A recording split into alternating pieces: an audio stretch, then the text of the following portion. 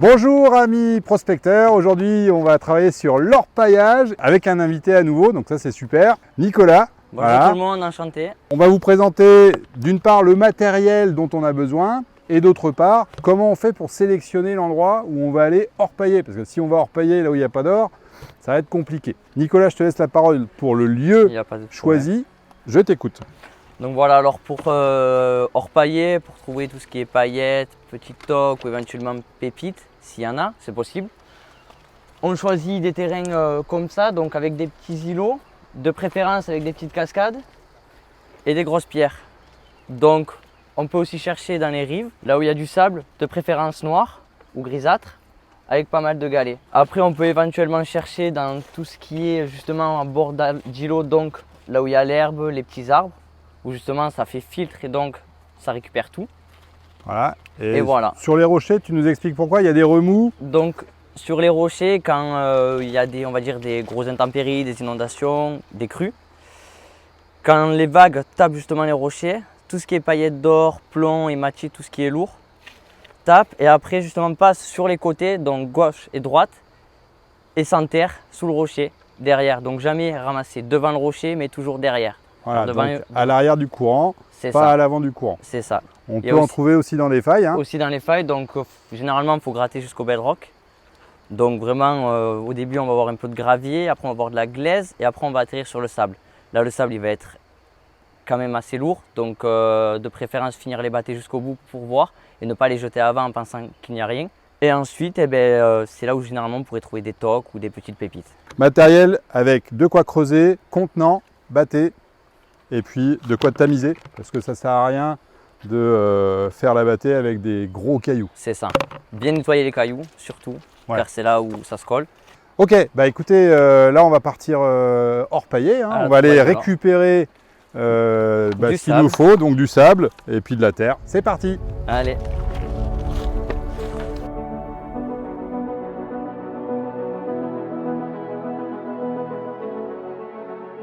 Alors regarde, voilà, là il nous présente, Nicolas, un coin typique. On est à l'arrière d'un rocher, donc C'est ça. le courant venait d'en face On peut venir d'en face, sur le côté. sur le côté. Donc en face, les paillettes, quand elles atterrissent ici, elles tombent et elles s'enfoncent directement en surface, en profondeur et De partout. de partout. Et pareil sur le côté, donc ici, elles passent sur le côté et elles se faufilent ici à peu près jusqu'à là. Donc voilà, en plus c'est parfait, il y a des racines, donc de quoi bien capturer tout ce qui est petites paillettes. Et là, ce que je vous disais, la faille et le bedrock, c'est ici. Faille bedrock, c'est Donc ça. c'est là, c'est ce qu'on descend, au fur et à mesure qu'on gratte, on arrive dans plein de petits interstices et où généralement elles sont un peu plus grosses. D'accord, très bien. Bon, bah on va creuser, hein, c'est parti. Allez, c'est parti.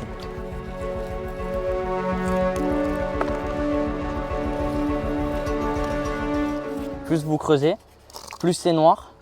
Donc ça veut dire qu'il y a beaucoup de ferreux, beaucoup de plomb. Donc logiquement, il devrait y avoir de l'or.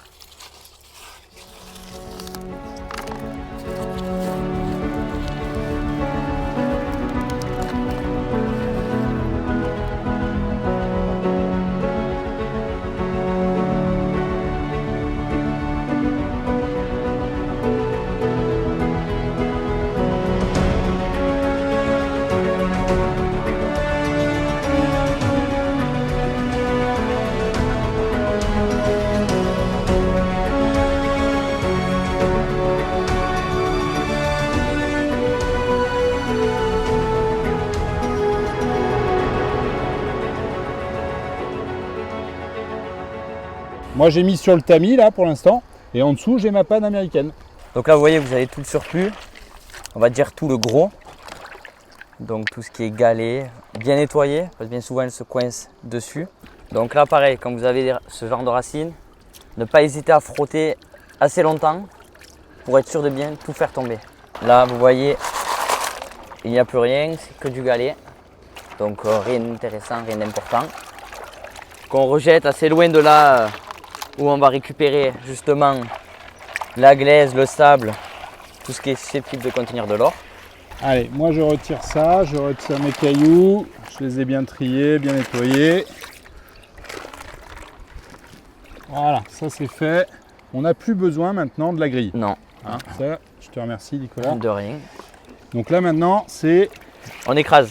on écrase. Donc toute la glaise, tout le sable qui est passé entre le tamis. Et cette opération, ben, elle va servir justement à faire tomber logiquement l'or au fond. C'est ça. On décolmate, on décolle toutes les particules en les frottant les unes contre les autres dans l'eau. Tout simplement. C'est pas très compliqué, hein. Vous voyez, là tout ça, il faut que ça soit bien séparé de partout. Allez, on décolle, on décolle. C'est une opération qui peut durer sur une bâtée comme la tienne, 1 minute ou 2. 1 minute à 2 minutes grand maximum. Après, s'il y a beaucoup de glaise, beaucoup de racines, ça peut durer jusqu'à 3-4 minutes. À moins de le faire assez rapidement, mais bon, dans ce cas, on risque d'en perdre et c'est pas le but. Donc là, vous voyez, il va y avoir donc tout ça, tous les petits graviers, des hématites par moment. Donc tout ça, on va faire un geste comme ça.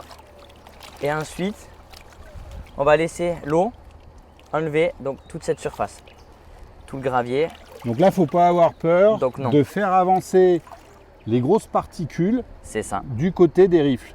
Vous allez avoir le sable, mais l'or est toujours au fond ou généralement dessous, mais jamais il sera en surface. À la rigueur, il peut se coincer dans le premier anneau qu'on voit là et ici, mais il n'ira jamais plus loin. Ce qui est important de dire, c'est que l'or est très dense. Et très dense par rapport à sa taille. Voilà, par rapport à sa taille. Donc du coup, plus lourd que le plomb. Plus on mélange comme ça, plus on met de l'eau comme ça, plus il va avoir tendance à se retrouver au fond. C'est ça. Mais pas en surface. Donc tout ce qui part en surface là, il n'y a pas d'or dedans.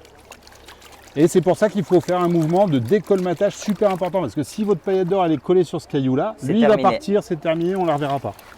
C'est ça le but du jeu en fait. Bien faire comme ça. Parce que bien souvent, il faut vraiment les remettre tout au fond à chaque fois. Et ne pas hésiter après à vider.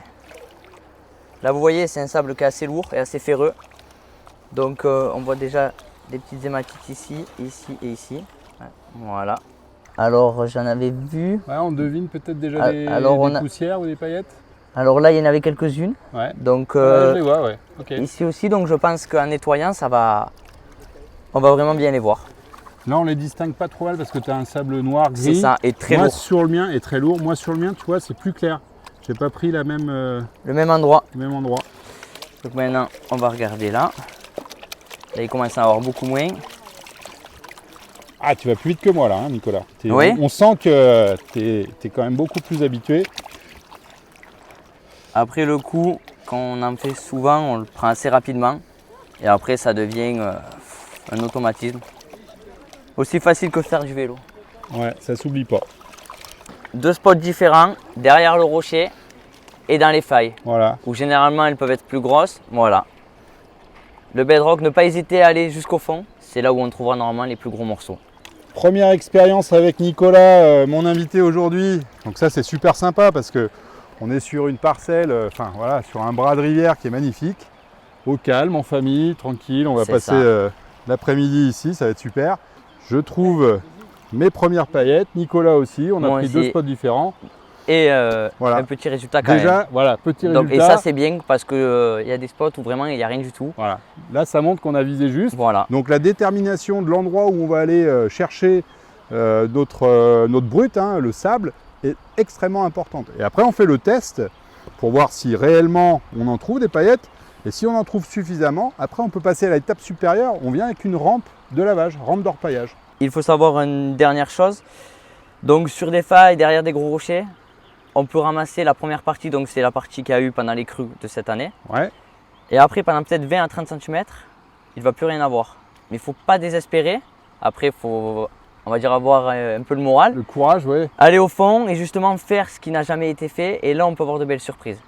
Mais par endroit, vraiment, si on en trouve en surface et que d'un coup on n'en trouve plus, il faut vraiment enlever cette couche-là, quand même tester, ou bien souvent le faire au banc, au moins on élimine rapidement sans trop s'embêter. Ouais. Et après on descend tout au fond. C'est ça.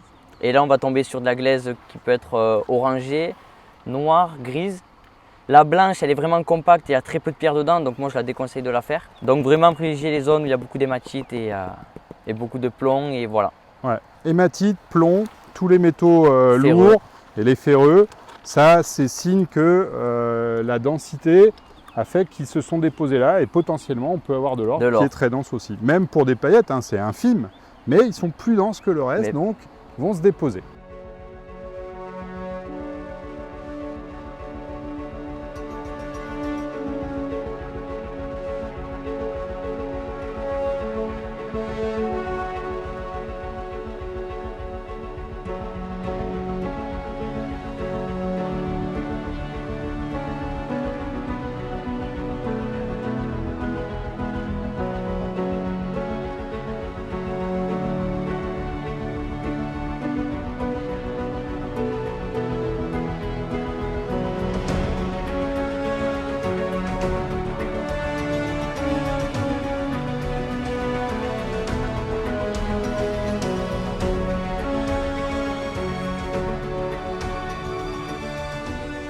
C'est très accessible, hein. Les kits commencent à 35-39 € pour avoir la grille pour trier, la battée ou les battées, la pipette. Voilà, c'est un sport loisir nature, donc là on est vraiment en pleine nature, qui est très abordable, qui se fait en famille, c'est super agréable et puis on trouve des paillettes d'or, ça c'est génial. Merci d'avoir regardé cette vidéo, merci à notre invité Nicolas surtout, hein, bien sûr, qui nous a bien expliqué comment ça fonctionnait. On va conclure simplement cette vidéo en vous rappelant que tous ces produits-là, vous pouvez les avoir sur notre site, sur la boutique en ligne, très simplement détecteur.fr. Ah, ils veulent tous le faire, allez on fait tous le check.